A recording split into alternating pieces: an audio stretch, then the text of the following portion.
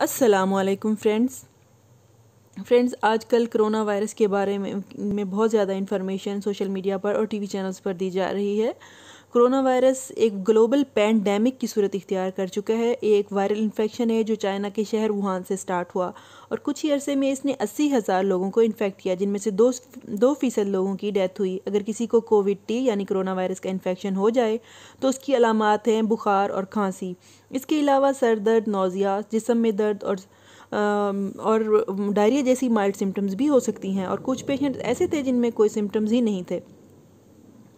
और corona virus बहुत ही contagious है, इसके फैलने में बिल्कुल भी टाइम नहीं लगता। जैसे कि हमने देखा कि कुछ ही दिनों में इस वायरस ने चाइना जैसे पूरे मुल्क को अपनी लपेट में ले लिया। लेकिन अब ये मसला सिर्फ चाइना तक महदूद नहीं रहा है, बल्कि साउथ कोरिया, इटली और पाकिस्तान, ईरान जैसे ममालिक में भी ये फैल चुका है। वर्ल्ड हेल्थ ऑर्गेनाइजेशन ने इसे ग्लोबल पैंडेमिक करार देते हुए बहुत सारे जगहों को लॉकडाउन कर दिया है। और कोरोना वायरस 80% वर्ल्ड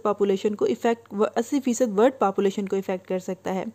लेकिन बड़े अफसोस की बात है कि हम पाकिस्तानी इस सिचुएशन को बहुत इग्नोर कर रहे हैं और हुकूमत की दी हुई गाइडलाइंस को बिल्कुल भी फॉलो नहीं कर रहे हैं, सिवाय इसके कि मार्केट जा जाकर हैंड सैनिटाइजर्स और मास्क की कमी कर दी है। लेकिन बाज़ारों में ऐसी रौनक लगी हुई है जैसे कुछ हुआ ही नहीं। ऐसी बेहिसी आपको दुनिया में और कहीं भी देखने को नहीं मिलेगी। बाज़ारों में जाएं तो क्लोथ शॉप्स पे, इलेक्ट्रॉनिक्स की शॉप पर ऐसे रश लगा हुआ है जैसे कुछ हुआ ही नहीं। और खुदा न खास्ता अगर इस बेहिसी की वजह से ये पाकिस्तान में चंद हज़ार लोगों में भी फैल गया तो हमारा हेल्थ सिस्टम और हमारे हॉस्पिटल इसको संभाल नहीं सकेंगे और बहुत ज़्यादा अमवात का ख़तरा है। चाइना एक फर्स्ट वर्ल्ड कंट्री है उनका हेल्थ केयर सिस्टम और इकॉनमी पाकिस्तान से बहुत ज़्यादा स्ट्रॉन्ग है, इसलिए वहाँ ये कंट्रोल कर लिया गया है। पाकिस्तान एक थर्ड वर्ल्ड कंट्री है और हमारी मईशत बहुत कमज़ोर है। अगर यहाँ कोरोना फैल गया तो पूरे मुल्क का पहिया जाम हो जाएगा, क्योंकि ना तो हमारी मेडिकल फैसिलिटीज़ स्ट्रॉन्ग हैं और ना ही हमारे मुल्क को पूरी तरह से हम लॉकडाउन कर सकते हैं। इसकी वजह यह है कि हमारा मजदूर तबका दिहाड़ी के हिसाब से अपनी रोज़ी रोटी कमाता है। अगर मुल्क को लॉकडाउन कर दिया गया तो गरीब तबके का क्या होगा।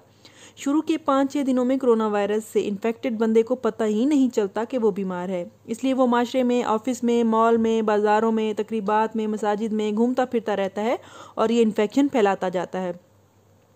और इन्फेक्टेड लोगों की तादाद पहले 100, फिर हज़ारों और लाखों में पहुंच जाती है और तब शुरुआत होती है एक बहुत बड़े क्राइसिस की। तो खुदारा इसको सीरियसली ले और वो तमाम इक़दामात करें जो इंतहाई ज़रूरी हैं। इसके लिए जो एहतियाती तदाबीर बताई गई हैं कि आप सोशल डिस्टेंसिंग इख्तियार करें, अपने अपने घरों में रहें। आपके घरों में जो सर्वेंट्स वगैरह काम करते हैं या ड्राइवर्स वगैरह जो भी हैं, उन लोगों को 2 से 3 हफ्ते जब तक ये कंट्रोल नहीं हो जाता आप उनको छुट्टियां दे दें और इसमें उनकी तनख्वाह मत काटिए। खुदारा ये एक सदका जारिया है। मेरी आपसे ये गुजारिश है कि आप इसमें अपना कंट्रीब्यूशन दें इस वायरस की रोकथाम के लिए, अदरवाइज़ ये बहुत ज़्यादा बड़े पैमाने पर तबाही फैलाएगा।